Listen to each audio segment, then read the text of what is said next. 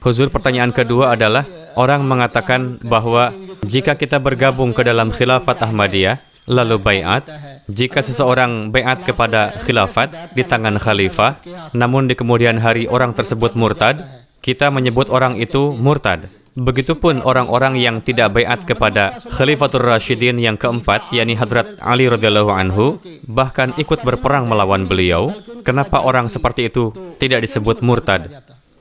Karena yang dimaksud murtad adalah orang yang memutuskan hubungannya sendiri dengan agama atau baiat. Anda faham? Iya, Huzur.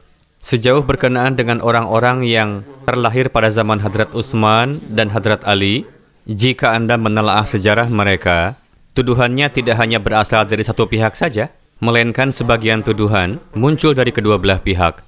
Allah Ta'ala akan menghisab seseorang sesuai dengan kondisi hati dan kemampuan atau kapasitas otaknya. Adapun kita tidak mengetahui kondisi hati seseorang, tidak juga daya berpikir seseorang, tidak juga mengetahui niat seseorang.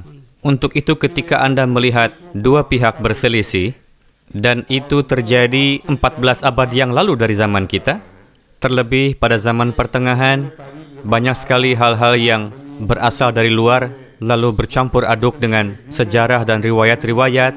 Untuk itu, siapa yang memberikan wewenang kepada Anda untuk bertindak sebagai hakim yang memutuskan semua itu?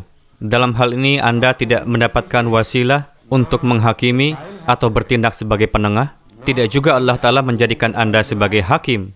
Adapun yang bertindak sebagai hakim mereka telah hadir ke hadapan Allah Ta'ala.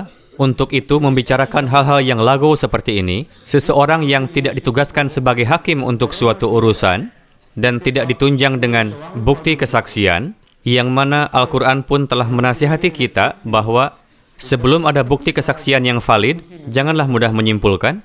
Bagaimana seseorang dapat memutuskan itu? Untuk itu, dalam keadaan seperti ini, kita hendaknya beristighfar. Baik, Huzur. Allah Ta'ala berfirman di dalam Al-Quran, orang-orang yang beriman lebih dulu dari kami, orang yang beriman di kemudian hari mengirimkan salam kepada mereka dan berdoa, Rabbana la taj'al fi qulubina ghillan lil ladzina amanu. Ya Tuhan kami, janganlah Engkau tanamkan ke dalam hati kami perasaan dengki kepada orang-orang yang telah beriman lebih dahulu.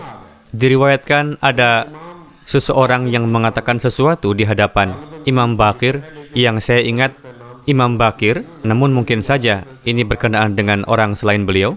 Ada seseorang yang melontarkan cacian kepada para sahabat yang tidak bersepahaman dengan Hadrat Ali radhiyallahu anhu, atau menistakan para khalifah yang terpilih sebelum Hadrat Ali.